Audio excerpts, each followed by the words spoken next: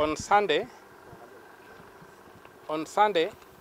I went to Langata police station, having seen what the president said in Mogosho in Kisii on the 16th, Saturday, whereby he issued a death threat against me and other people who have gone to court and successfully challenged his basically nonsensical housing, so-called housing fund, housing levy fund, or housing levy tax, whatever it is. So he made remarks whereby he directly isolated the people who had taken that case to court, and said that he was given a sword, the ceremonial sword was given at Kasarani, and that he was going to use that sword not to chop vegetables. He was not given that sword for chopping vegetables, but for dealing with crooks like myself and others who had gone to the High Court and successfully challenged this housing, so-called housing levy fund, or levy tax, or whatever it is, or affordable housing levy. So those remarks had two issues that got me concerned. The first issue was that the president was threatening violence against that group, and the kind of violence that exterminates. He was threatening to kill people by saying he's going to slash them. And another thing, the second thing, is that he deliberately dehumanized the people who went to court by calling them crooks. And that particular thing irked me. And I can tell you that, for me, there's no ground upon which Ruto can stand and call me a crook. People who know the history of this country know that both of us have been taken to court. And him, he was accused of theft, stealing public assets. I was accused of holding demonstrations to demand good governance. So who should call the other one a crook? One who has been formally indicted for theft, or me was indicted for fighting for good governance.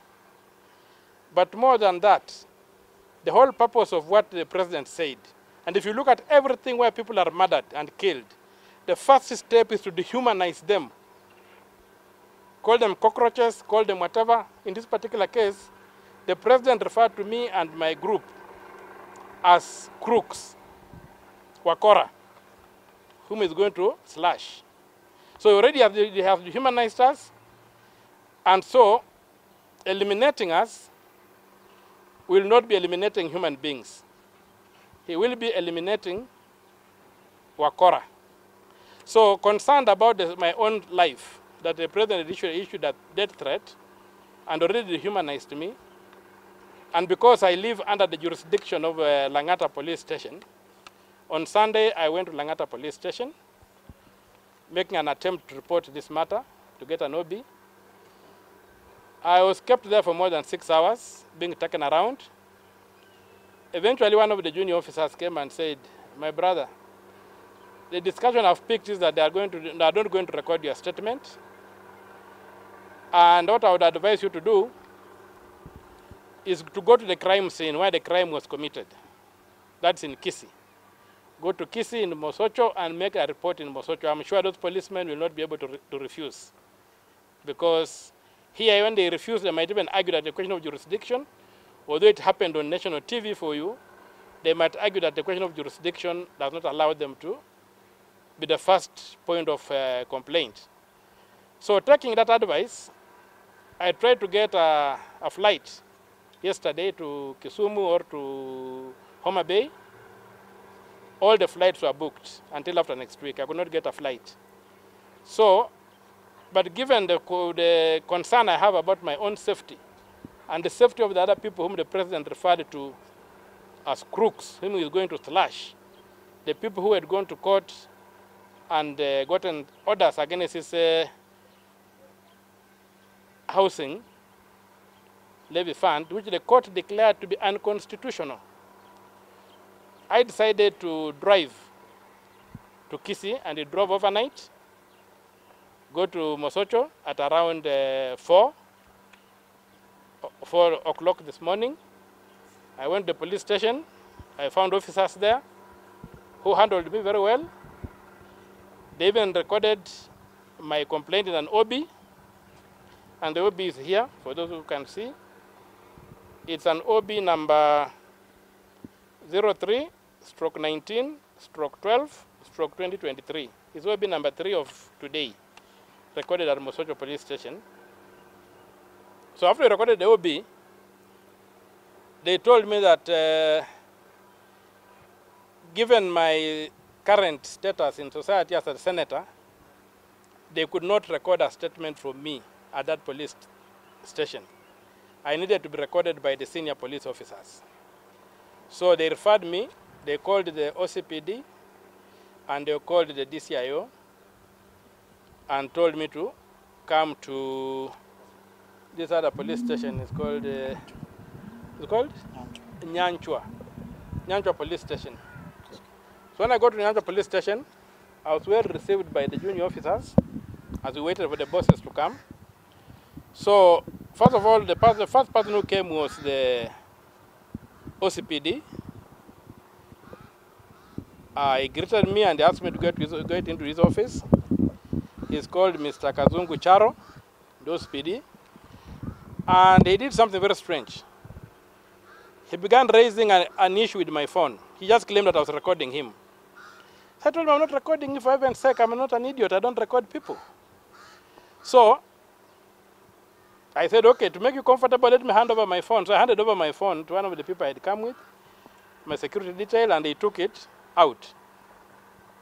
Then the second thing, he comes in and tells me, do you know that you cannot accuse the president of anything? I said, where do you get that? He says it's in the law. I asked him which section of the law. He didn't even know. So I told him, the only thing you can do is look at Article 143 and read it out, which he did. And Article 143 does not stop the president from being investigated and being recorded. It only stops his being prosecuted. He cannot be prosecuted in a court. But the president can be arrested, the president can be processed criminally by the police. They have that power. The president is not above the law. So after I showed him that, he sort of became angry and began shouting at me and saying, I'm not going to record your statement. You can go anywhere you want, but we are not recording your statement. And so stop wasting your time here. Well, at that point, I saw that there was no point dealing with somebody who thinks he can operate outside the law. So I decided to say, okay, I will pack and go. And I intend to go to IPOA. I intend to go to the police headquarters. As for Mr. Kazungu, I'm going to sue him here in Kisii for denying me public services for which I pay. He earns a salary. He's supposed to serve all Kenyans. He was not supposed to argue with me, beginning to say that I'm bringing lies, that he was at the rally, he didn't hear the president say that. And that is how you create dictators. When you begin protecting and covering up for for violations of the law, and you are a law enforcer, you embolden the lawbreaker to do worse things than that. So from here, I'm going back to Nairobi, to the police headquarters. I'll try to get Mr. Kome to record my statement, the Inspector General. And I also want to involve IPOA against Mr. Kazungu, as I also prosecute him for violating my right to be served by the state. So those are the few remarks I have. But I am taking what the president said seriously. I'm not going to blink, but also I'm not going to withdraw from the court. We are going to use the court because the court is a legitimate forum for settling disputes. And the president, he talks of his being not unstoppable. My advice to him is that he's only unstoppable if he's operating within the law. The moment he steps outside the law, he's stopped by the Constitution.